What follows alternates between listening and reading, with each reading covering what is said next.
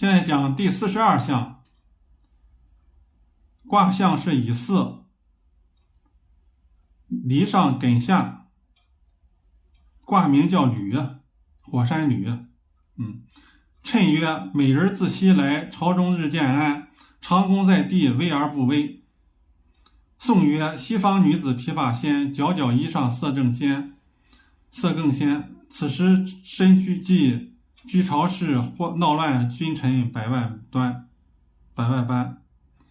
圣叹曰：此象一役女子当国，肤色上白，大权独揽，己微社稷，发现或在某年，此始乱之兆也。这一项更不用解释了，这就是那个，对吧？姓姜的那个女人嘛，所以说，就是这个意思。